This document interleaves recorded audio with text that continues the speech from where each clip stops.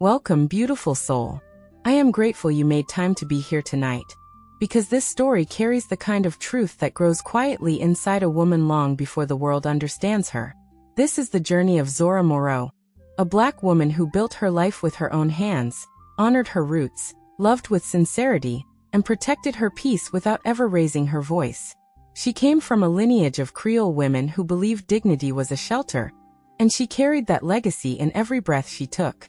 So settle in and let your spirit rest a moment, because tonight you will witness how a woman can save herself without anger, without revenge, and without losing the softness of her heart. Zora Moreau had learned early that people reveal their true selves when they think no one understands them. Her grandmother used to say that mischief always grew in the shadows between words, especially when spoken in Creole. Zora believed that for most of her life, but she never imagined the day she would hear her own husband use that same language to plan the kind of betrayal she once thought only existed in stories whispered by older women at the Sunday fish fry. It happened on a Wednesday evening inside a busy downtown hotel where Elliot had arranged a private investor dinner. He told Zora it was a simple meet and greet, nothing official, and he wanted her nearby only because her presence made him feel grounded. She smiled softly and agreed because she believed in supporting him the same way she wanted to be supported. She arrived in a tailored black dress, her natural curls shaped in a soft halo that framed her face. The hosts greeted her respectfully, and for the first hour everything felt smooth, polite, and ordinary. But the moment Elliot excused himself from the table and walked toward a smaller lounge at the back of the restaurant, something in Zora's chest tightened. She didn't know why. It wasn't suspicion. It wasn't fear. It was the subtle shift in the air that always came when someone was about to reveal something they had been hiding. She followed quietly, not sneaking, not tiptoeing, simply moving with the grace of a woman who understood silence better than noise. She approached the lounge door just as Elliot began speaking to two investors. She recognized the language before she recognized the tone. Creole, smooth, fast, confident. She hadn't heard it used in a business setting since her grandmother passed. Most people didn't even know Zora understood it. She kept that part of herself close because it was the last gift she received from the woman who raised her. Elliot laughed lightly as he spoke, and the investors joined him. Zora froze in place as their words sharpened into meaning. Elliot said she was the perfect diversity face for the brand. He said her natural beauty made investors comfortable. He said the story of a self-made Black woman with a hair care line looked authentic on camera. Then he lowered his voice and said he planned to shift full control to himself as soon as the funding was approved. He said the patents would be easy to transfer if he played his cards right.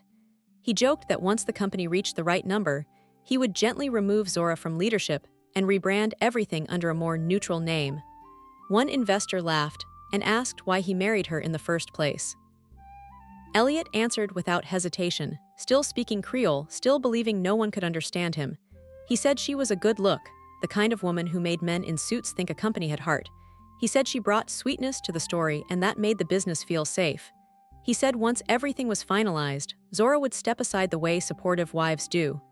Zora didn't move. She didn't gasp. She didn't blink. She stood still, her heart wrapped in a sudden quiet that felt heavier than shock. She listened to every word without interrupting, without stepping inside, without letting her presence disrupt the moment. She didn't need to speak. The truth had spoken for her. She walked away from the door calmly. Not a tear, not a trembling hand, not a single sign of the storm forming behind her ribs. She returned to the dinner table, excused herself softly, and left the building with her spine straight and her dignity untouched. She drove home with the window slightly open, allowing the night air to keep her steady.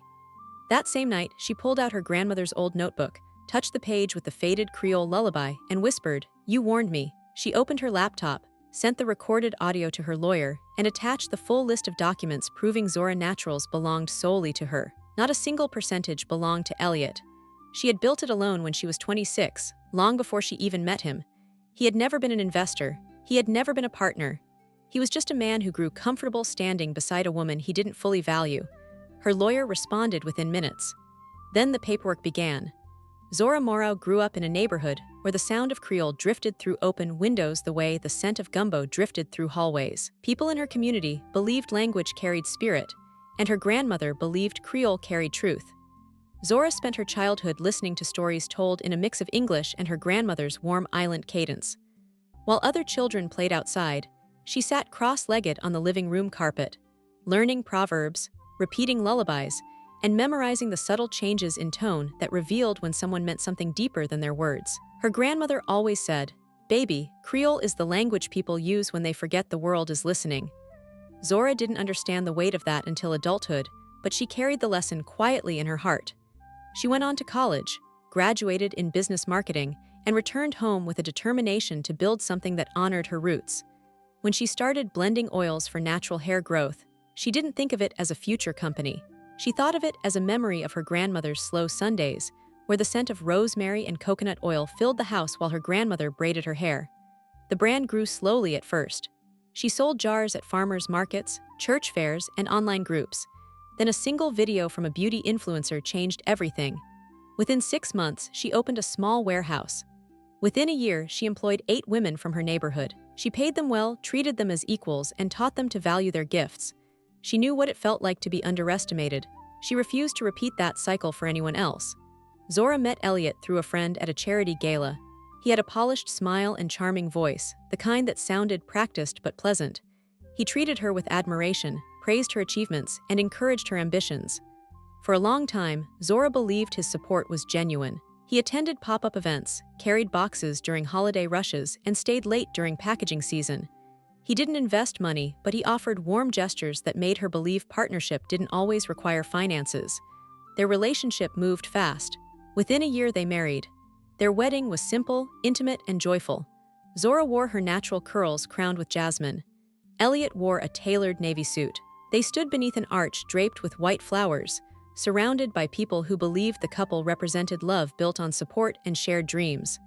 For the first 2 years of marriage, everything felt comfortable. Elliot often talked about expansion, branding, and investor opportunities. He claimed he wanted to help Zora grow the company, but he never asked the deeper questions. He never asked about her fears, her core values, or the pressure she carried as a Black woman leading a business in a field dominated by large corporations. Zora brushed it off as disinterest, assuming he simply wasn't detail-driven. She didn't notice that he introduced himself as co-founder when they attended events together. She didn't notice that he spoke about her brand with a tone that placed him slightly above it. She didn't notice that he sometimes hinted at wanting a different public image for the company, one that made him look like the visionary. Zora believed in love. She believed in partnership. She didn't imagine someone she loved would quietly strategize against her. Her grandmother's notebook sat on a shelf in their home, one she rarely opened. It wasn't that she forgot her heritage. She lived it every day through her products, her community, and her spirit. But she assumed Creole was a private part of her life, something she shared only with family. Elliot never asked about it. He assumed she spoke only English. She allowed the assumption because it never seemed important to correct him. One evening, while sorting inventory at the warehouse, she caught Elliot speaking to someone on the phone. He stepped outside to take the call, not realizing the air vent above his head carried every word back to where she stood. He spoke in English that day, telling someone that he needed her story to remain clean and soft so investors would trust the brand. Zora paused in her work and listened, confused but not alarmed. She brushed it off as poor wording. She always gave him the benefit of the doubt. She didn't know the truth yet. She didn't know the real language he saved for the people he never meant for her to understand. She didn't know the betrayal wasn't about money or status. It was about identity. She didn't know he viewed her as a symbol instead of a partner. That realization wouldn't come until the night of the investor dinner. The night of the investor dinner began with a feeling Zora couldn't explain. It wasn't fear, and it wasn't suspicion. It was a quiet pressure in her chest that made her pay closer attention than usual. She stood in front of the mirror in her bedroom, adjusting the neckline of her dress, smoothing the fabric with a calm hand. She always liked moments before events because they carried a soft stillness that reminded her to breathe. She tied her hair in a loose halo of curls, added a touch of gloss, and slipped on the earrings her grandmother gave her on her 21st birthday. They were shaped like small gold drops, simple but meaningful, and Zora wore them whenever she needed to stay grounded. Elliot walked into the room holding his cufflinks, smiling in that polished way he always did before stepping into public spaces. "You look stunning," he said, adjusting his sleeve. "The investors are going to love you." Zora offered a warm smile but didn't mirror his excitement completely. Something about the way he said "you" made it sound less like admiration and more like presentation. She tucked the thought away because she didn't want to walk into the evening with a cloud over her head. She believed in giving people the grace to simply be human. They left the house in his navy sedan, the city lights reflecting on the windshield as they drove toward the upscale hotel where the dinner was being held. Elliot tapped his fingers lightly on the steering wheel, humming along to the jazz station. Zora gazed out the window, watching storefronts and restaurants pass by, her mind drifting between her grandmother's stories and the reality she was living now. She didn't know why she felt so alert, but she trusted her instincts. They had guided her through years of entrepreneurship and moments when the world underestimated her. They had never guided her wrong. When they arrived at the hotel, a valet opened her door, and Zora stepped out gracefully. She adjusted her shawl around her shoulders, inhaling the scent of fresh lilies drifting from the lobby's floral arrangement.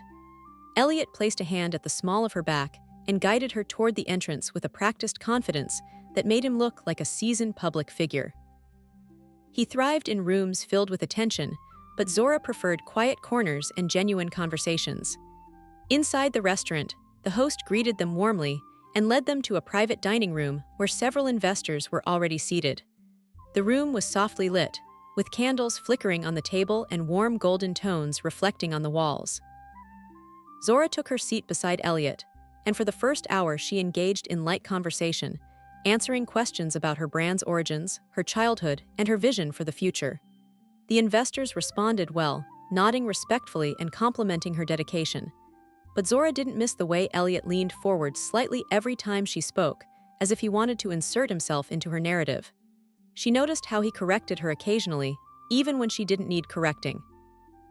She noticed how he restated her ideas in words that made them sound like his. She didn't interrupt him or call him out. She simply listened closely and tucked each detail into the space in her mind where truths waited for clarity. Halfway through the meal, one of the investors asked Elliot to join him in the lounge for a brief conversation. Elliot squeezed Zora's hand gently and said, "I'll be right back. Just relax." He flashed a reassuring smile before following the investor. Zora nodded lightly and took a sip of her sparkling water. She chatted a few minutes with the woman seated beside her, who complimented her natural curls and asked about the ingredients in her products. Zora smiled and explained the origins of each formula, remembering how her grandmother taught her to mix oils by scent and texture. The conversation felt easy, but Zora noticed Elliot hadn't returned. After a few minutes, Zora excused herself politely. "I'll just check if they need anything," she said with a calm smile. She walked toward the back of the restaurant, heels quiet against the rich carpet as she approached the lounge door. She didn't plan to eavesdrop. She simply planned to let him know she was ready to leave whenever he was finished. But the moment she reached the slightly open door and heard the first line in Creole, her heart paused. She heard Elliot's voice before anything else. Smooth, confident, comfortable. She recognized the tone immediately. It was the tone people used when they believed they had won something. She leaned slightly closer, not touching the door, not announcing herself, simply listening.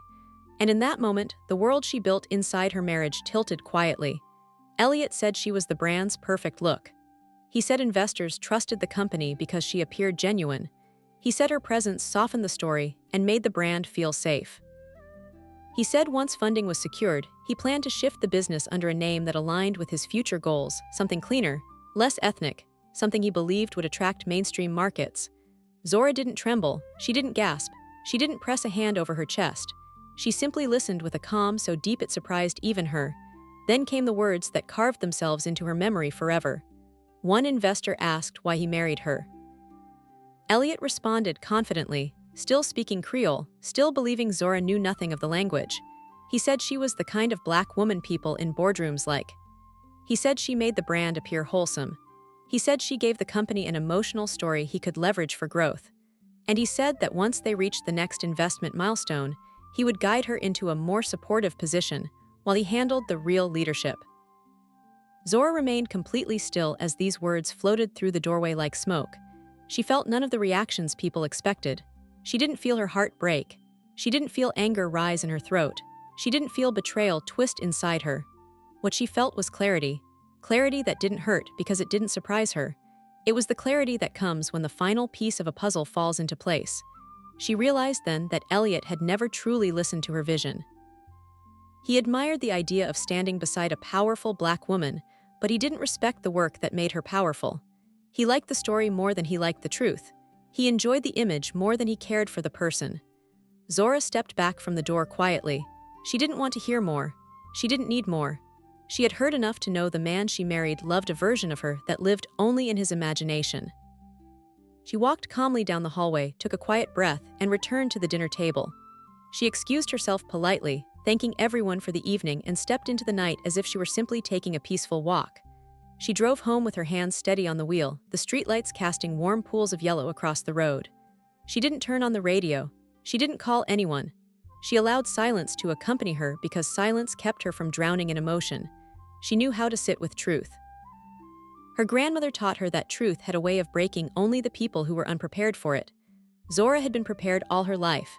When she reached her house, she stepped inside with slow, deliberate movements. She placed her keys on the counter and walked toward the bookshelf near her living room. Her fingers traced the spines of several books before she pulled out a small, worn notebook. The pages were filled with her grandmother's handwriting, written in soft lines that carried wisdom through every curve.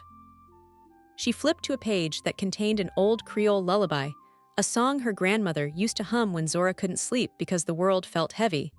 She whispered the words with a softness that filled the room with a memory she needed. She sat at the dining table and opened her laptop. Her lawyer answered on the second ring, surprised to hear from her so late. She explained what she heard, the exact phrases, the recordings she had archived from the restaurant security feed, and the earlier phone calls he made without awareness of the vent system. She sent everything in one clean email with copies of all her ownership documents. Her lawyer barely needed to speak. The evidence was clear. The ownership of Zora Naturals was legally airtight. Elliot had attempted to misrepresent himself to investors and planned to misappropriate assets. Zora didn't need to fight him. She didn't need to raise her voice. She simply needed to protect what she built.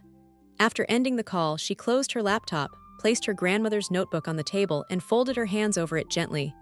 She whispered, "Thank you," to the memory of the woman who taught her to listen before reacting. Outside, the night was calm and the world felt steady. Zora didn't know what tomorrow would bring, but she knew she would walk into it with her dignity untouched, her spirit grounded, and her heritage standing beside her like a quiet shield. Zora woke the next morning with a quiet clarity still resting over her spirit. She didn't feel drained or shaken. She felt centered in a way she couldn't fully explain. The light coming through her curtains was soft and warm, spreading across her bedroom like a gentle reminder that the world would keep moving no matter how heavy the truth had been the night before. She rose slowly, stretched her shoulders, and took a long moment to stand at the edge of her bed so she could breathe deeply and allow her thoughts to settle before she began the day. She walked into her kitchen barefoot and brewed a cup of mint tea. She held the warm mug between her palms and leaned against the counter, thinking about the years she invested in her business and the care she placed into every decision. She thought about the women who depended on her for their jobs, the community she built, the customers who trusted her, and the pride she carried every time she walked through her warehouse doors. None of those things came from Elliot. None of them came from anyone except her. That truth alone kept her grounded as she sipped her tea. Before she could finish the cup, there was a knock at the door. A firm, official knock that didn't come from neighbors or delivery workers. She placed her mug down carefully and walked to the front door with a steady pace. When she opened it, two individuals in professional attire stood on her porch. One held a thick envelope, the other a tablet for signatures. "Good morning, Ms. Moreau," the woman in front said politely. "We're here to deliver your legal documents and confirmation of processing." Zora nodded with calm understanding. She signed where needed and accepted the envelope. The woman offered a kind smile before stepping back. "If you need further assistance, your attorney will have a full copy of this by noon." Zora thanked her and closed the door gently. She carried the envelope into the dining room and set it on the table, next to her grandmother's notebook. She didn't rush to open it. She didn't need to. She already knew what it contained. It was the official response from the court acknowledging the evidence her lawyer filed overnight: attempted fraud, breach of fiduciary duty, and conspiracy to misappropriate assets. It also included a protective order freezing any accounts Elliot attempted to link to her company or her personal property. Zora sat down and rested her hands on the envelope. She wasn't angry. She wasn't bitter. She felt a softness in her chest, the kind of softness that comes when a woman finally steps out of a shadow she didn't even know she had been standing in. She whispered quietly, "This is closure." She finished her tea before opening the envelope. Inside were multiple documents confirming the freezing of Elliot's accounts and the formal notice to cease all attempts to represent himself as part of her business. The restraining clause was firm and clear. He could not attend her warehouse. He could not contact her team. He could not speak to investors on her behalf. And he could not use any branding, story, or narrative tied to Zora Naturals. The justice wasn't loud. It wasn't dramatic. It was calm, organized, and rooted in truth. After placing the documents back into the envelope, Zora got ready for the day. She showered, moisturized her skin with her own product line, styled her hair, and chose a soft cream blouse with tailored trousers for the office. She wanted her staff to see her steady, not shaken by anything that happened. She believed leadership wasn't about appearing perfect. It was about appearing centered even when circumstances tried to pull you in different directions. On her way out the door, she paused at her grandmother's notebook again. She tapped it gently with her fingertips and whispered, "I heard you last night." Then she left the house with a peace she deserved. Driving to the warehouse felt different that morning. Usually she listened to music or a favorite podcast. Today she enjoyed the silence.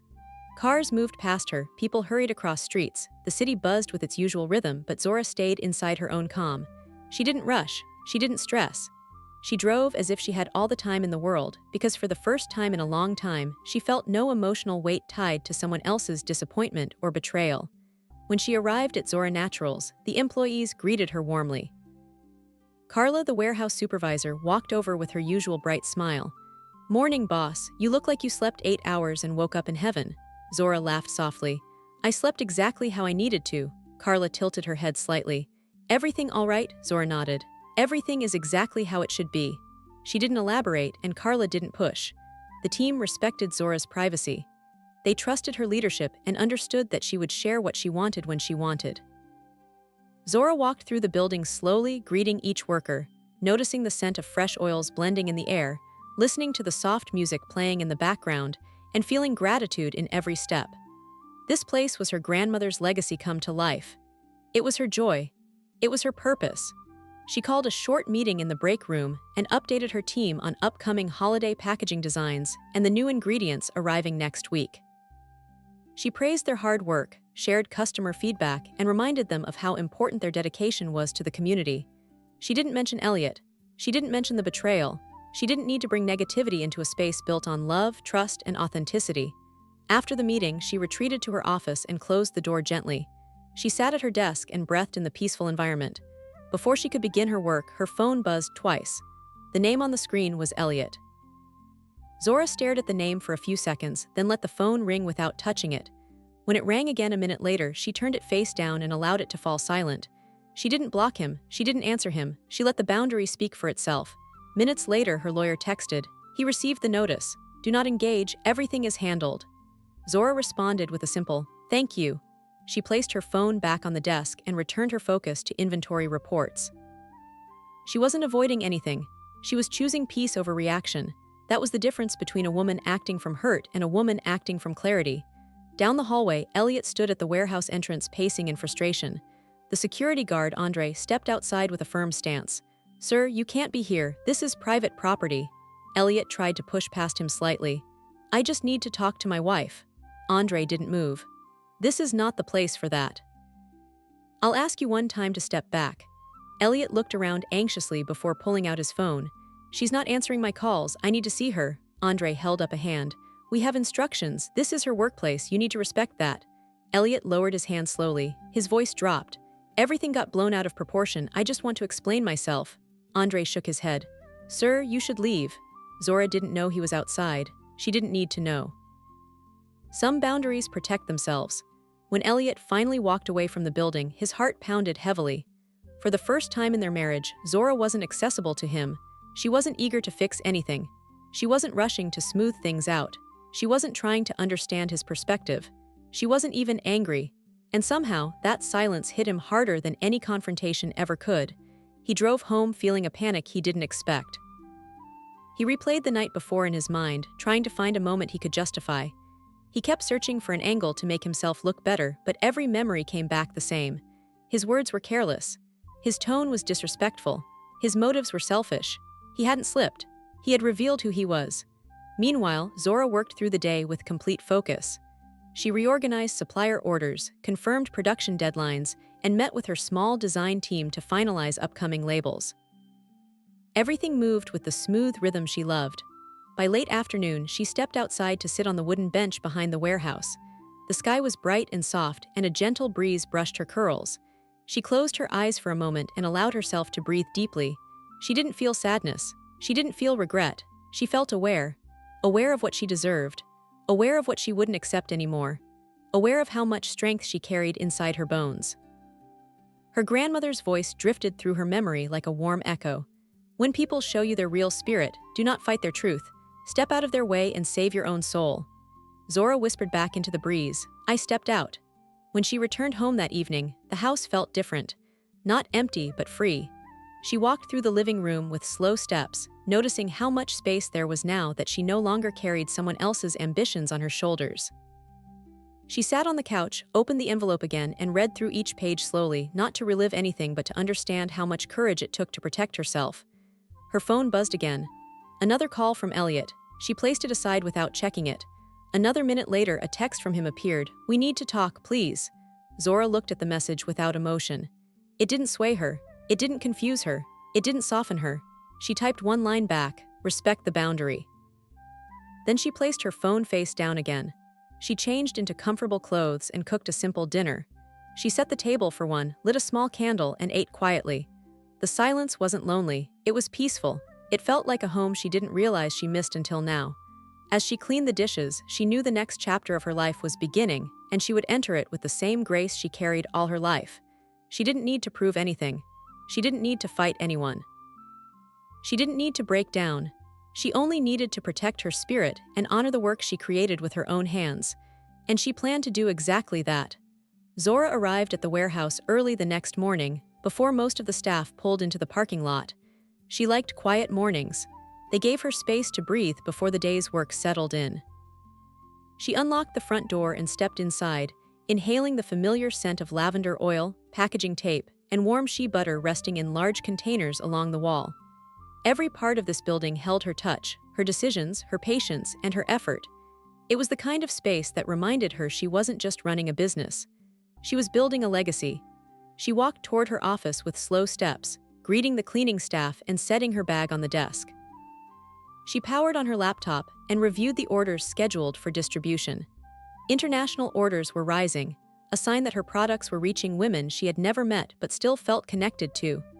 She smiled as she read messages from customers sharing stories about their daughters, their hair journeys, and how Zora Naturals made them feel confident again. These were the voices that mattered to her. These were the women she built everything for. As she settled into her work, Carla knocked gently on the doorframe. "Morning, boss," she said with a warm smile. "Just checking in. You good today?" Zora looked up and nodded. "I'm more than good." Carla watched her for a moment, studying the calm strength in her expression. "If you ever need anything, you know we all got you," she said softly. Zora returned a grateful smile. "I know." Carla left the office, closing the door partway behind her. Zora returned her attention to the reports, making notes in her planner about marketing strategy and new ingredient vendors. Her phone vibrated once, then again, then a third time. She didn't need to check the screen to know who it was. Elliot. He hadn't stopped calling since last night. She ignored the first few attempts, but eventually he sent a voice message. She didn't listen to it. She wasn't ready to invite his voice back into her space. She needed clarity, not chaos. Needed truth, not excuses. And most importantly, she needed to protect her peace. At exactly 9:30, Andre appeared in the doorway. The security guard stood with respectful posture, but the concern in his eyes revealed something unusual. "Ms. Moreau," he said gently, "your husband is outside again." Zora didn't react. She didn't sit up straighter or tense her shoulders. She took a slow breath and asked, "Is he causing any trouble?" Andre shook his head. "He's staying on the sidewalk. Won't come in, but he looks distressed." Zora nodded once. "Thank you for letting me know. Tell him I won't be meeting with him today." Andre nodded. "I'll make sure he understands." Zora returned to her work, not allowing her thoughts to drift outside. She wasn't heartless. She wasn't cold. She simply refused to let his emotions become her responsibility. Too many women lost themselves trying to manage other people's guilt, but Zora had learned long ago that emotional support should not be given to someone who used deception to damage what they claimed to love. An hour later, her phone vibrated again. This time, a text notification glowed on the screen. "Please, Zora, I need to explain. I never meant for you to hear it like that." She stared at the words for a long moment, letting them sit before she answered with a steady response. "You said what you meant. I heard what you meant." She placed the phone face down once more. Outside, Elliot paced the sidewalk, hands shaking, mind racing. He wasn't used to silence from Zora. She had always been patient with him, always willing to talk things through, always ready to consider another perspective. He had mistaken her kindness for weakness, her softness for naivety, her patience for permission. He had leaned on her compassion as if it were an endless river. Now he realized how deeply he misjudged her. Inside the warehouse, Zora met with suppliers over video calls. She reviewed shipment schedules, confirmed labels, and discussed new potential scents for the winter collection. She worked with a sense of ease that made her team admire her even more. They saw her grace. They saw her quiet leadership. They saw her strength, not in how she reacted when wronged, but in how she remained herself despite it. By noon, the team gathered in the break room for lunch. There was laughter, conversation, and the clinking of plastic forks against plates. Zora joined them carrying a small bowl of roasted vegetables and rice. She wasn't distant. She wasn't withdrawn. She was present. Carla sat beside her and lowered her voice. "You want me to handle anything outside? You know we don't mind stepping in." Zora shook her head calmly. "I appreciate it, but he's not my problem today." The women around the table nodded in agreement. They admired her clarity. They admired the way she took care of herself without apology. They saw the boundary she placed and understood its power. Around 2 in the afternoon, Zora returned to her office to review an important partnership proposal. She was reading through the terms when she heard another soft knock. This time it was her lawyer, Monica, who stepped inside with a folder in her hand. "Got a minute?" Monica asked with a patient smile. Zora waved her in. "Of course." Monica sat across from her. "Everything has been processed. The court issued a temporary protective order. If he attempts to interfere with the business again, it becomes a direct violation." Zora nodded. "Thank you." Monica paused. "I also wanted to check in with you personally. You're handling this better than most people would." Zora smiled softly. "My grandmother raised me for moments like this." Monica chuckled gently. "I can tell. If you need anything, you call me day or night." "I will," Zora answered sincerely. After Monica left, Zora leaned back in her chair. She wasn't overwhelmed. She wasn't shaken. She was simply moving through her life with intention and grace, refusing to allow dishonesty to pull her off her path. Outside, Elliot finally approached Andre again. His voice wavered as he spoke. "Can you please tell her I'm not trying to take anything from her anymore? I just want to talk." Andre remained calm. "Sir, she asked for space."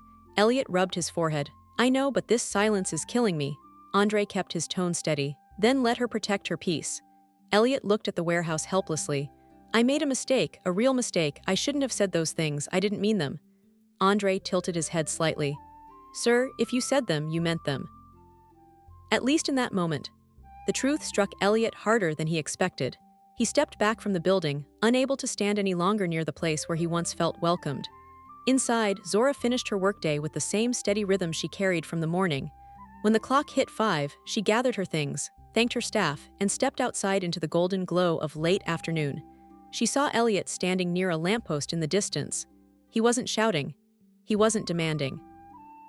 He looked empty in a way she had never seen. He stepped forward slowly, not too close, not crossing the boundary she placed. "Zora," he said softly, "please." Zora didn't raise her voice. She didn't harden her expression. She stood with the same calm dignity she walked with every day. "I heard you," she said, "and you heard yourself." He swallowed hard. "I was trying to impress them. I didn't mean." She lifted a hand gently to stop him. "You meant exactly what you said. I'm not here to argue about your intentions." He stepped back slightly, surprised by her serenity. "I don't want to lose you." Zora took a slow breath. "You had a good woman, you had my loyalty, you had my trust, and you still chose deception." His voice cracked. "I can change." She didn't soften. "You don't get to change for me, you change for yourself." He reached out a hand slightly, then let it drop. "Can we at least talk?" Zora looked at him with a clarity that didn't bend. "I am protecting my peace." He blinked, stunned by how final it sounded. "So that's it?" She nodded. "That is it." He lowered his head and stepped back, breathing unevenly. She watched him for a moment, not out of pity but out of acknowledgement. Then she walked to her car, opened the door, and sat down without another word. As she drove away, she didn't look back. She didn't check the mirror. She didn't carry his regret with her. She carried only herself. And that was enough.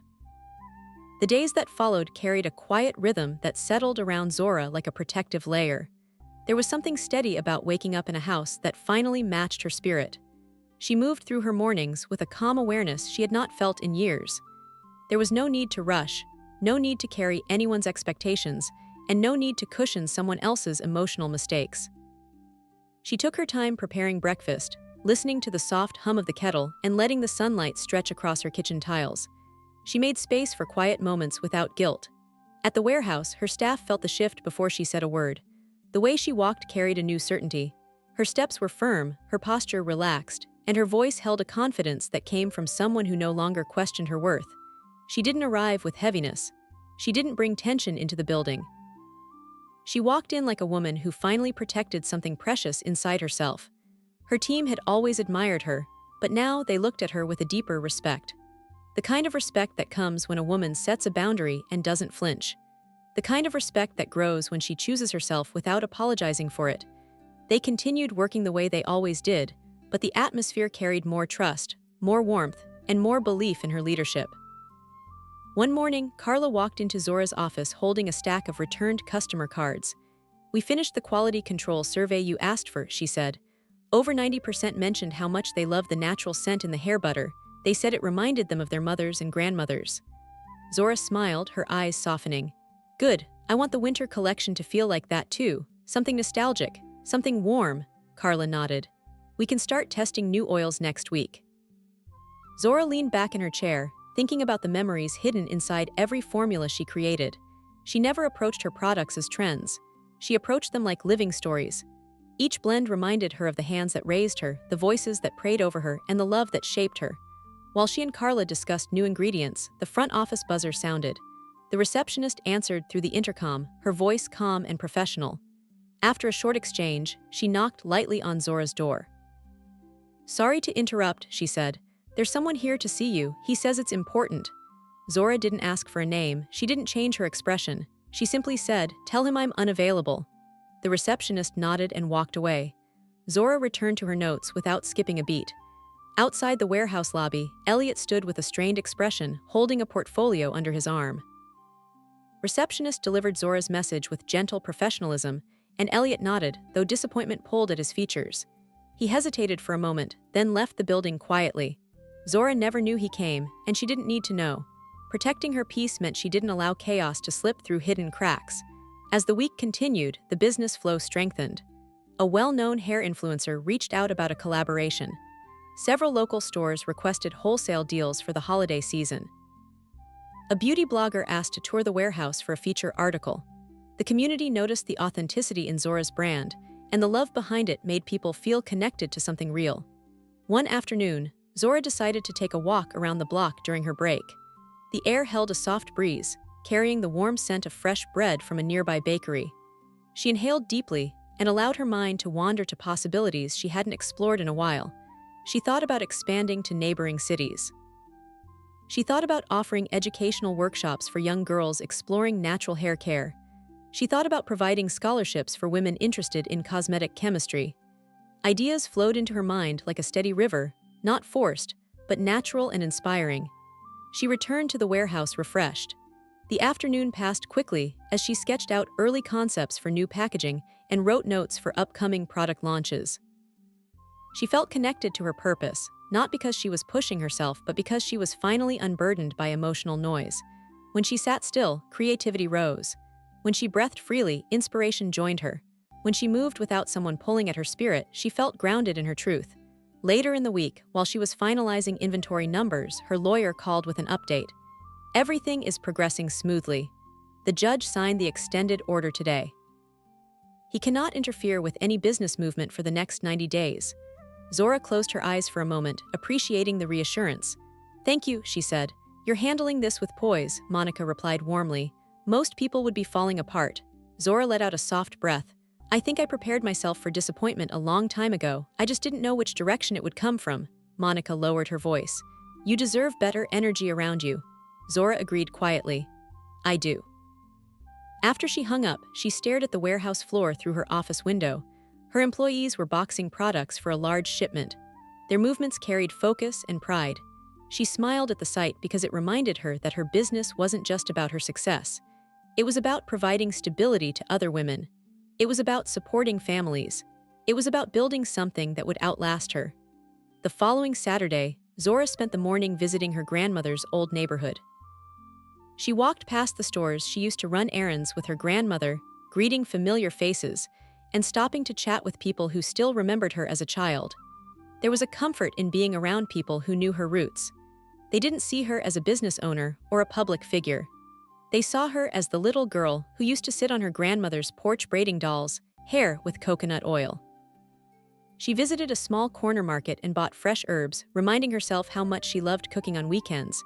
As she stepped back onto the sidewalk, she noticed an older woman waving her over. She recognized her instantly. Miss Alois, a neighborhood elder with a voice that could silence a full crowd with just one sentence. "I heard you've been carrying yourself strong," Miss Alois said, eyeing her with approval. "You look like a woman who reclaimed her peace." Zora smiled softly. "I feel lighter." "Bet you do," the older woman replied with a knowing nod. "A man can only take so much from a woman before she closes the door on him, and once she closes it, he better pray she doesn't lock it too." Zora released a small laugh. "I gave him the space he earned." Miss Alois touched her arm gently. "You didn't do it to hurt him. You did it to save yourself. You ain't wrong for that." Zora exhaled slowly, letting those words settle in the part of her heart that had grown tender in recent weeks. "Thank you," she said. "Keep standing tall," Miss Alois replied. "Your grandmother would be proud." Zora walked back to her car with renewed confidence. She felt held by her community in a way she hadn't felt in a long time. When she reached home later that afternoon, she cooked a meal that filled the house with warmth. She set her plate on the kitchen island and ate while reading through partnership documents. The evening was peaceful, the kind of peaceful that makes a person wonder why they ever accepted less. A little after 8, her phone buzzed with another message from Elliot. "I just need to look you in the eyes and apologize. Please let me come by, I'm begging you." She read it twice, then set her phone down. She didn't respond. There was nothing left for him to explain. His apology was for his conscience, not her healing. She had already moved forward. She didn't need closure from him. She created closure for herself the moment she chose silence over chaos. Later that night, she sat in bed reading a new book. The room was still, the lamp warm, and the house felt like a sanctuary. At one point, she placed the book down, rested her head against the headboard, and whispered to herself, "I am finally where I belong." The truth of that sentence wrapped around her like a quiet embrace. She felt herself exhale in a way she hadn't in years. It wasn't freedom from a person. It was freedom from the weight she carried trying to make someone see her value. She slept deeply, without interruption, without worry, without fear. And when the sun rose the next morning, she stepped into a new day fully aware that she had already crossed the bridge she once thought she needed help building. Monday morning came with a brightness that felt different from the weeks before. The air had a quiet freshness to it as Zora stepped outside and locked her front door. She walked to her car with an easy rhythm, humming a soft tune her grandmother once taught her. It wasn't a song she sang often, but it returned to her effortlessly, as if her spirit wanted to remind her she was walking into a new season with a strength that already lived inside her. She drove to the warehouse without rushing, stopping for a coffee at a small shop she used to visit years ago. The barista recognized her and greeted her warmly. "It's been a while," he said. "You used to come in every Friday." Zora smiled. "Life got busy, but I'm bringing myself back." He nodded with a smile. "Good. You always brought good energy in here." She left with her drink, appreciating how natural it felt to take up space in the world again without feeling pulled or drained. She realized she had allowed small pieces of herself to fade during her marriage, not because she wanted to, but because she spent so much energy trying to support someone who had never learned how to support her in return. She had carried emotional weight quietly. Now she moved freely. At the warehouse, her staff was already in full motion.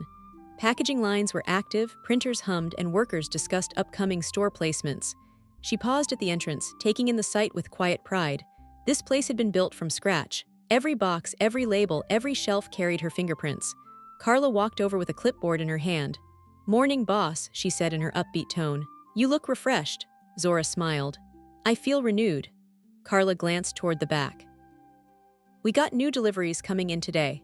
Also, there's a call scheduled at 11 about the winter collaboration." Zora nodded. "I'll be ready." The day unfolded with a smooth rhythm. Zora reviewed vendor invoices, consulted with the design team on new branding ideas, and signed order confirmations. She felt connected to her work in a fuller way. Every decision had meaning again. She no longer felt the shadow of someone trying to position himself behind her success. That shadow had been pushed out by her clarity. When lunchtime arrived, she walked outside to the side patio for fresh air. She sat at the table under the shade of a large tree, opening her container of quinoa salad. The breeze carried the soft scent of jasmine from a nearby bush. She relaxed into her seat, grateful for the stillness. Her phone buzzed once. She didn't check the notification immediately. She finished her bite, then finally lifted the phone. It was Elliot this time. It was a message from an investor who had attended the dinner last week. He thanked her for the presentation she had given earlier in the evening and mentioned how impressed he was with her knowledge and integrity. Zora smiled softly. Even though she had left early, her presence lingered in the room longer than she realized. She replied with a polite thank you and sat back, letting satisfaction settle quietly across her chest. Across town, Elliot sat in his apartment surrounded by papers he had gathered to fix things. His eyes were tired, his thoughts scattered. He had spent days replaying the moment Zora walked away from him outside the warehouse. He kept telling himself he deserved a chance to explain, a chance to redeem himself, a chance to rebuild their marriage. But every time he reached for his phone, he froze. He didn't know what words could undo the damage he had caused. He had tried calling again that morning, but Zora didn't answer. He had tried texting, but she didn't respond. Her boundaries held firm. And for the first time, he felt the weight of losing something he had taken for granted. Back at the warehouse, Zora headed into the conference room for the 11 o'clock call. A design agency wanted to collaborate on a holiday-themed collection. The meeting unfolded smoothly. Zora spoke with soft confidence, describing her vision for a scent that reminded people of fireplaces, warm kitchens, and textured memories that brought comfort. Her staff watched from the side, proud of the way she directed the conversation. She didn't sound hesitant or overshadowed. She sounded like the woman who created the brand and understood it far better than anyone else. After the meeting, she walked through the warehouse again, inspecting batches of bottles being labeled. She made notes on color adjustments, reaffirmed shipping schedules, and made sure every order was aligned with quality checks. Her hands moved with experience, but her heart carried a stronger sense of peace than before. By mid-afternoon, she sat in her office reviewing a proposal for a potential retail partnership. As she read, she heard soft footsteps outside her door. The receptionist peeked in cautiously. "Sorry," she said. "There's someone outside asking if you have a moment. Should I send him away?"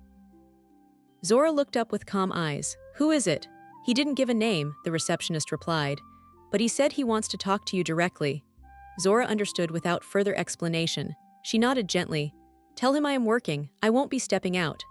The receptionist left promptly, and Zora returned to her documents with steady focus. Outside the building, Elliot stood near the parking lot, clutching a small box he brought as if it would change anything. The receptionist delivered Zora's message kindly but firmly. Elliot nodded, defeated, and stepped back. He didn't linger the way he had before. He didn't argue. He didn't plead. He simply walked to his car with slow steps and sat inside for a long moment before driving away. Zora never knew he visited, and she didn't need the knowledge. Her healing wasn't tied to his attempts. Her closure didn't depend on face-to-face apologies. She had moved into a chapter where peace mattered more than explanations. Later that evening, Zora stayed at the warehouse a little longer than usual. She wanted to finish the partnership review before going home. The building grew quiet as employees clocked out, leaving soft echoes of footsteps fading down the hallways. She closed her laptop, stretched her arms, and stood up slowly. She walked outside, locking the door behind her, and inhaled deeply. The sky glowed in soft shades of purple and gold. Driving home, she felt the kind of calm that comes when a woman realizes she doesn't need to carry someone else's growth on her back. She arrived home, slipped into comfortable clothes, and opened the windows to let fresh air drift into the house. She made a cup of herbal tea and curled up on the couch with her favorite blanket. The peace inside her home felt like a gentle hug. Her phone lit up again. Another message from Elliot. She let it sit untouched. She wasn't being cruel. She was protecting the parts of herself she had spent years giving away too freely. She spent the rest of the evening planning her grandmother's foundation idea. It was something she had thought about for years, but never had the emotional space to pursue. She envisioned workshops for young girls, mentorship programs for Black entrepreneurs, and support groups for women rebuilding their lives. She took notes with excitement and purpose, feeling a deeper calling unfold inside her. Before going to bed, she opened the notebook where her grandmother wrote her Creole lullabies and proverbs. She ran her fingers over the worn edges, reading the script slowly. Her grandmother's handwriting had a calming effect on her, grounding her in a familiar warmth. Zora whispered a line softly, not as a memory but as a promise she made to herself. "You deserve a life that honors your spirit." She closed the notebook gently and placed it beside her bed. The house felt quiet but full. Full of potential, full of peace, full of a future she was ready to step into with both feet. When she lay down to sleep, she didn't toss or turn, she didn't replay old conversations, she didn't wonder where things went wrong. She didn't ask herself what she could have done differently. She had already learned the lesson she needed. And with that lesson came strength. She fell asleep easily, fully aware that this new chapter didn't need anyone else's approval. She was reclaiming everything she once set aside. Her identity, her dreams, her voice, her heritage, herself. And she intended to keep it that way. The following week brought a calm steadiness into Zora's life that felt almost new, even though it came from pieces of herself she had carried all along. She woke each morning with clarity instead of heaviness. She brewed her tea without rushing, took time to stretch before leaving the house, and listened to the soft sounds of her neighborhood coming alive outside her window. Children waited for school buses, dogs barked in distant yards, and cars rolled down the street with early commuters. She watched all of it with a gentle awareness, feeling rooted instead of reactive. She arrived at the warehouse earlier than usual. The building lights clicked on one by one as she walked through the open floor. Boxes were stacked along the walls, some ready for shipment and others waiting to be filled. She ran her fingertips lightly along the tops of the packages, appreciating how far her business had come. She remembered the days when she packed orders alone in her living room, printing labels by hand, and walking to the post office carrying bags she could barely lift. She remembered those days with pride, not nostalgia, because they reminded her how capable she had always been. Her office felt warm that morning. She opened her laptop, reviewed a list of potential retail partners, and responded to emails with calm attention. Her mind felt sharp, not because she was forcing herself to stay focused, but because her peace gave her mental room to breathe. She didn't have to divide her energy between work and emotional strain. She didn't have to wonder what someone else was planning behind her back. She didn't have to clean up after someone's deception. Around mid-morning, she joined a call with a new vendor who wanted to supply organic oils for her winter collection. She discussed quality standards, sustainability certifications, and fragrance retention. The conversation flowed easily, and Zora noticed how enjoyable work felt when she wasn't carrying invisible tension. When the call ended, she sat back in her chair and stretched her arms with a soft sigh. As she worked through the rest of her schedule, she received a message from an old college friend, Naomi, who asked to catch up over lunch. Zora agreed.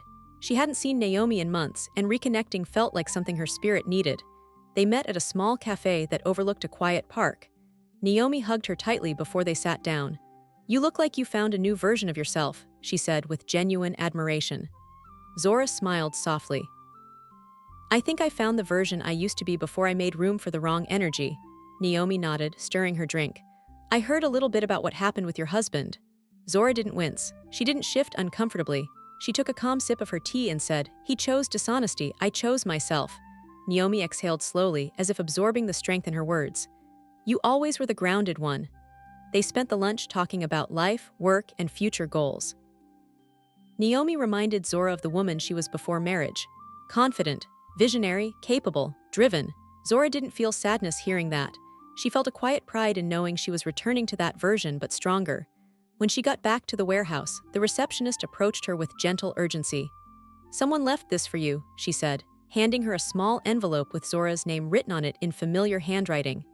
Zora accepted it without letting emotion reach her face. "Did he try to come inside?" "No," the receptionist said. "He dropped it at the door and left immediately." Zora walked to her office and closed the door softly behind her. She placed the envelope on the desk and stared at it for a moment. She didn't rush to open it. She didn't fear its contents. She simply wanted to approach it with intention. Finally, she slid her thumb under the flap and unfolded the paper inside. It was a handwritten letter from Elliot. He apologized for his disrespect. He apologized for the words spoken at the dinner. He apologized for treating her heritage as a tool instead of a treasure. He apologized for using her story to shape his image. He apologized for every moment he failed to see the woman standing in front of him. He wrote line after line, trying to explain the insecurity he felt around her success, and how he let that insecurity twist into manipulation. He begged for a chance to talk. He promised to respect her boundaries. He said he didn't want to lose the life they built. Zora read the letter slowly, letting every sentence land exactly where it belonged. She didn't tear up. She didn't soften. She didn't grow angry again. She simply absorbed the truth in front of her. The letter wasn't healing. It wasn't harmful. It wasn't enough to change what had already happened. It was simply a man confronting the reality he created. It was the weight of his choices finally meeting him. When she finished reading, she folded the letter neatly and placed it back inside the envelope. She didn't throw it away. She didn't keep it close either. She placed it on the corner of her desk, not as an emotional anchor, but as acknowledgement that closure didn't always need dramatic speeches or painful conversations. Her healing wasn't tied to whether he apologized. It wasn't tied to whether he understood. It wasn't tied to whether he regretted anything. Her healing stood on its own. Just then, Carla knocked and peeked into the room. "Everything all right?" Zora gave a steady nod. "Everything's fine." Carla stepped inside fully, holding a box of sample jars. "The new oils came in. Want to take a look?" Zora stood and followed her to the production area. They opened each jar, testing scents, textures, and blends. The air filled with notes of rosemary, vanilla, warm clove, and soft citrus. Zora inhaled deeply, letting the fragrances ground her. As she worked with her team, she noticed something about herself she hadn't seen in a while. She was genuinely happy. Her smile wasn't polite, it was real. She felt connected to her purpose, steady in her identity, and grateful for the path she was walking. She wasn't working to prove anything. She wasn't carrying pain. She wasn't shrinking or performing. She was simply existing in her own strength. As the day ended, she locked up the warehouse and stepped outside, staring at the sky turning shades of honey and peach. She walked to her car with slow steps, savoring the calm surrounding her. Before getting in, she paused and whispered to herself, "I'm proud of you." Driving home, she played her grandmother's favorite Creole song through the speakers. The melody wrapped around her like a soft memory, reminding her of where she came from and who she was always meant to become. When she reached home, she made a light dinner and set it on the kitchen counter. Her house felt safe, warm, and spacious. She ate quietly, thinking about the next steps of her life. She thought about expanding her business. She thought about buying the building next door to create a community center. She thought about building a product lab for young chemists. For the first time in a long time, her mind was full of possibilities instead of worries. She cleaned the dishes, wiped the counter, and took a long shower. She changed into comfortable clothes and settled onto the couch with a blanket and a journal. She wrote about her goals, her dreams, her plans, and the version of herself she wanted to protect moving forward. Before going to bed, she opened her grandmother's notebook and whispered one of the proverbs quietly, feeling it anchor her spirit. "When your peace returns home, do not let it wander again." Zora closed the notebook with gentle care. She turned off the lights, slipped into bed, and rested her head on the pillow. Sleep came easily, wrapping her in a comfort she hadn't felt in years. And for the first time since everything changed, she drifted into the night completely aware that peace was no longer something she hoped for. It was something she had become. The morning sun climbed slowly across Zora's bedroom window, filling the room with a soft glow that drifted across her comforter. She woke with the easy breath of a woman who no longer carried someone else's weight inside her chest. She lay still for a moment, appreciating the quiet that wrapped around her like a warm blanket. There were no anxious thoughts waiting to meet her. There was no heaviness pressing down on her spirit. She opened her eyes and allowed herself to smile gently at the ceiling. It was a new day, not because the calendar demanded it, but because she was finally empty of the things that once drained her. Zora moved through her morning with quiet intention. She prepared her tea, toasted a slice of bread with honey, and sat at her kitchen table with her notebook open. Instead of writing about pain or healing, she wrote ideas. She wrote dreams she once pushed aside. She wrote plans she hadn't given herself permission to explore before. The list grew longer with every sip of tea. When she finished breakfast, she dressed in soft neutrals and added a scarf loosely around her neck. It carried the colors of her grandmother's island flag. She wore it without sadness. She wore it with pride. At the warehouse, the day began with gentle energy. Carla waved from across the floor, already guiding the packing team. Music played quietly from a speaker beside the label station. Workers laughed lightly as they moved around the room. They were busy, but the atmosphere carried warmth. Zora walked to her office, placed her bag down, and opened her laptop. Her inbox filled with messages from partners, customers, and suppliers. Buried among them was a message from a woman who ran a youth center downtown. She loved Zora's products and asked if Zora would consider speaking to young girls in her program about entrepreneurship and self-confidence. Zora felt a spark at the invitation. She read the message twice, sensing the potential behind it. It wasn't a business opportunity, it was a heart opportunity. It connected to something she had been feeling quietly inside herself for weeks. She replied, "I would love to meet them, let's schedule a day." As soon as she pressed send, a warm comfort settled over her. She didn't know why saying yes felt significant, but she trusted the feeling. A few minutes later, Carla entered carrying a new batch of design mock-ups. "These came in this morning," she said. "We can choose which ones you want for the winter launch." Zora laid the papers across her desk. Each design reflected the brand's simplicity and warmth. Soft colors, clean patterns, subtle creative touches. She traced one pattern lightly with her finger, imagining how it would look on shelves across the city. "We'll go with this one," she said, tapping a deep amber-themed design. "It feels rooted," Carla smiled. "It fits you." They reviewed the rest of the details together. Their teamwork flowed easily, without tension or hurry. Zora loved moments like this, creating something with purpose. Building something with love, preparing something that would reach thousands of women in ways she could never fully witness. After the meeting, Zora returned to her office and called the marketing consultant who had been wanting to discuss a possible brand expansion. They talked about national distribution, influencer partnerships, and potential product lines that aligned with her values. The conversation was hopeful, grounded, and practical. Nothing felt overwhelming. Nothing felt rushed. Zora listened carefully and gave thoughtful responses. Her mind sharpened during the conversation, reminding her of the version of herself she had always been. The version that understood business strategies deeply. The version who balanced creativity with logic. The version Elliot once pretended to admire while quietly planning to overshadow. There was a knock at the door. The receptionist stepped in with a gentle expression. "Someone from the community board is here. She wants to speak with you about a small grant project." Zora nodded. "Send her in." A woman with silver-streaked hair and a warm smile entered the room. Her name was Sylvia, and she introduced herself with the comfortable confidence of someone deeply connected to the city. "I'm gathering local business owners for a community redevelopment initiative," she said. "We want to improve youth resources and offer safe after-school spaces. Your name came up in our meeting. Everyone seems to believe you are a strong voice for the project." Zora listened carefully. She loved the idea of strengthening youth programs. She loved the thought of giving back to the community that raised her. She agreed to join the initiative, and Sylvia's face lit up with gratitude. "You are exactly the kind of woman our young girls need to see," Sylvia said before leaving. The words stayed with Zora long after the door closed. Later in the afternoon, while Zora reviewed ingredient purchase orders, her phone buzzed with another message. She expected it to be work-related, but the name on the screen froze her for a brief moment. Her cousin Luna. They rarely talked except around holidays, but Luna's messages often came with truth wrapped in humor. Zora opened the message. "I ran into your husband today. He looked like someone stole his shoes." Zora smiled slightly. She replied, "He's living the consequences of his choices." Luna responded immediately. "Good, you always carried yourself like a queen. Don't let him drag you back into anything heavy."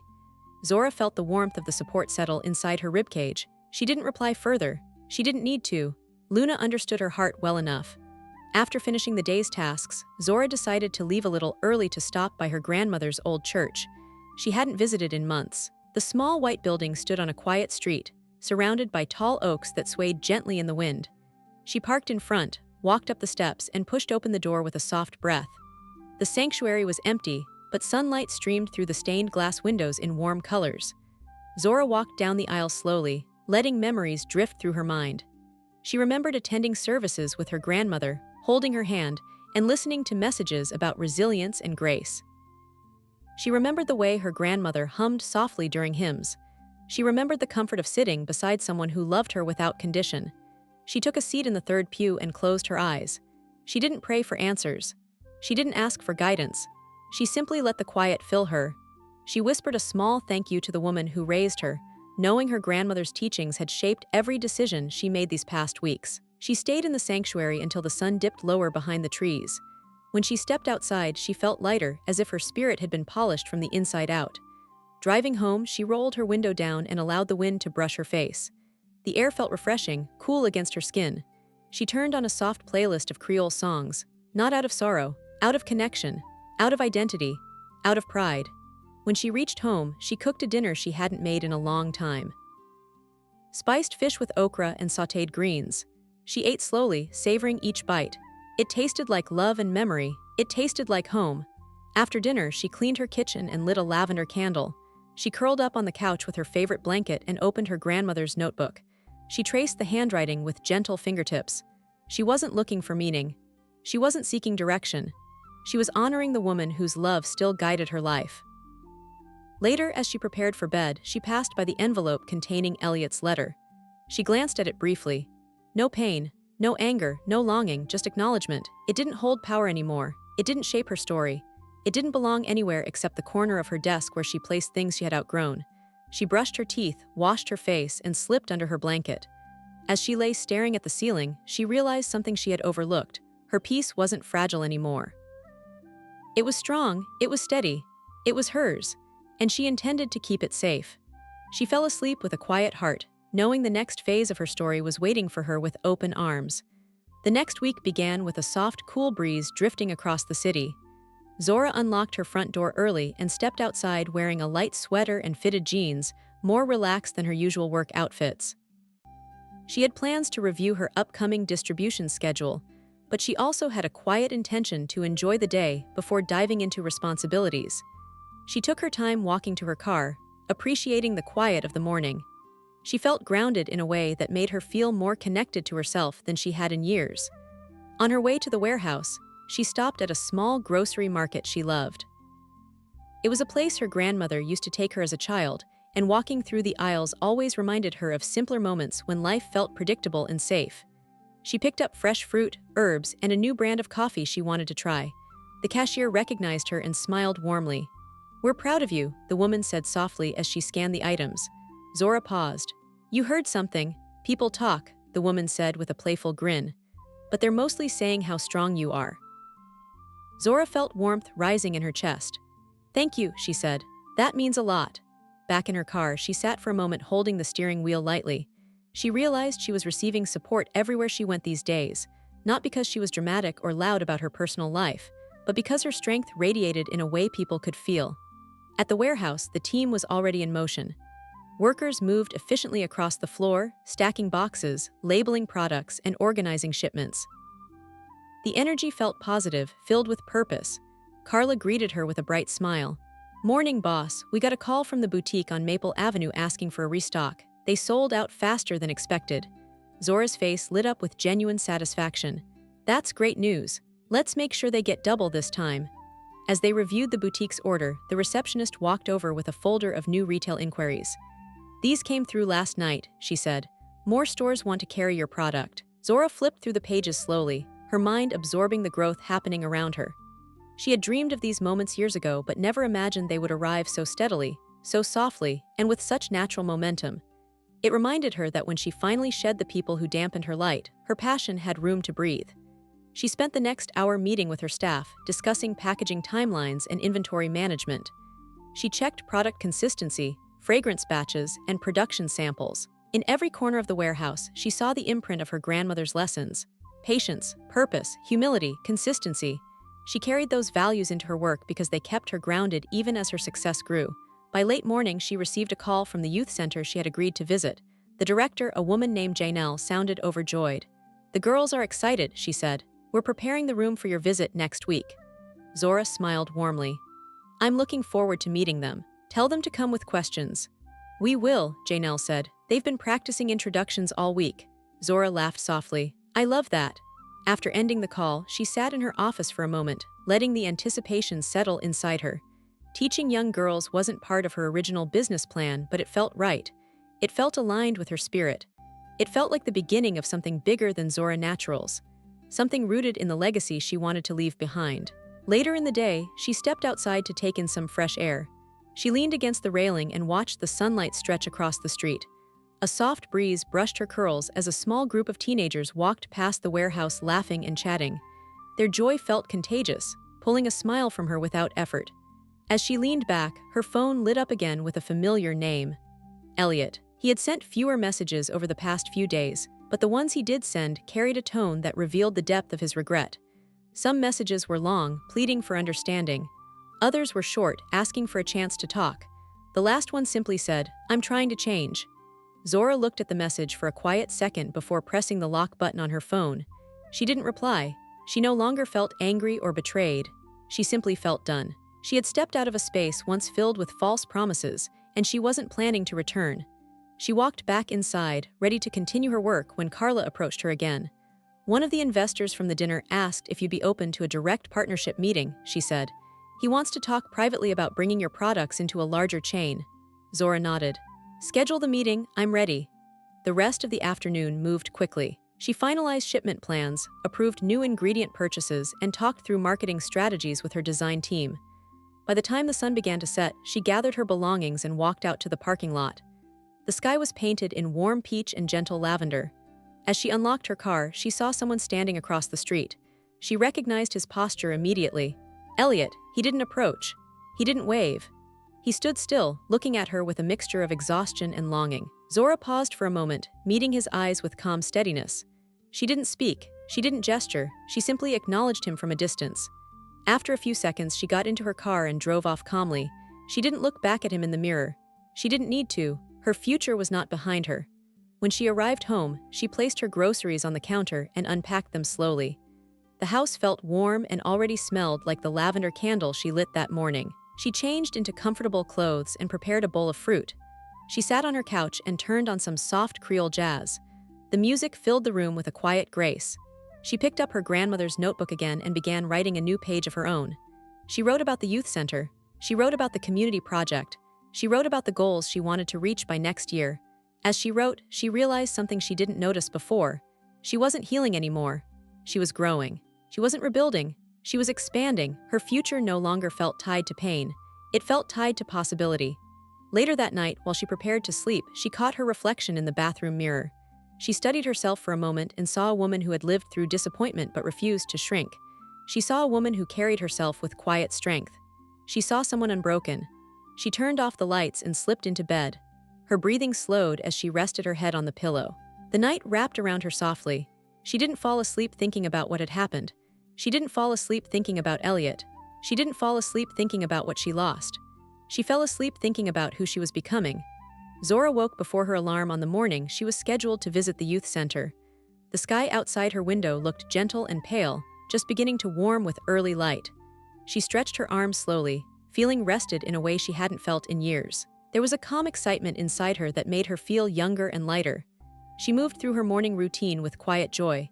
She brewed her tea, toasted a slice of bread with honey, and stood by her kitchen window as she took the first few sips. The world outside looked like it was opening its arms to her. After getting dressed, she wrapped her grandmother's scarf around her neck and took a long look in the mirror. Her reflection carried confidence she once thought she lost. Her curls framed her face in soft waves. Her eyes held clarity. Her posture was straight but relaxed. She felt like a woman fully rooted in herself.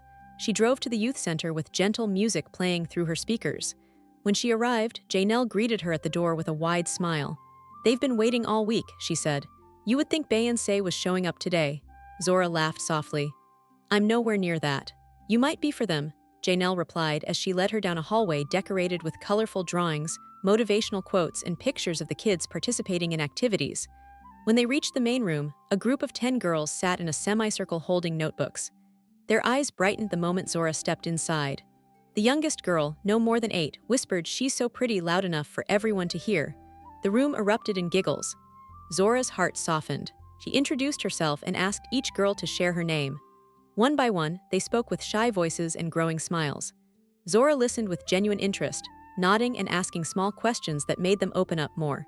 She told them the story of how she started her business, how she used to mix oils in tiny bowls at her grandmother's kitchen table, and how she built Zora Naturals from scratch with patience and purpose. When she mentioned her grandmother's Creole teachings, several girls leaned forward. One asked, "Do you know any Creole words now?" Zora smiled and recited a simple phrase her grandmother used to whisper when brushing her hair. The girls repeated it back with excitement, their voices filling the room with energy. "You don't have to be loud to be powerful," Zora told them. "You just need to know who you are and stand in it." The girls nodded with admiration, their eyes shining. She spent the next hour answering their questions about confidence, running a business, navigating challenges, and staying true to themselves. The oldest girl asked, "What if someone you trust hurts you?" Zora paused for a moment, letting her heart choose the answer. You take your time, she said. You feel your feelings without rushing. And then you make choices that protect your peace instead of protecting their ego. The girl nodded slowly, holding Zora's words like something she needed. After the session ended, several girls hugged her on their way out. Janelle thanked her repeatedly. The way they listened to you, she said, that's rare. You gave them something they will carry for years. Zora returned to her car feeling full. The morning had given her something she didn't realize she needed, a reminder that her voice mattered in ways she never expected. She wasn't just running a business. She was shaping other lives by being herself. She drove back to the warehouse, her spirit lifted. When she stepped inside, Carla greeted her with a grin. Guess what happened, she said. The retailer we talked to last month wants to place a major order for spring. Zora's eyes widened. Major, Carla repeated with a proud smile. This could change everything. Zora placed her bag down slowly, absorbing the news with steady calm. She didn't jump with excitement. She didn't rush into planning. She simply felt grateful. It wasn't luck. It wasn't coincidence. It was the natural return of everything she had poured into the world. Later in the afternoon, she walked through the warehouse to check on production. Workers smiled at her as she passed.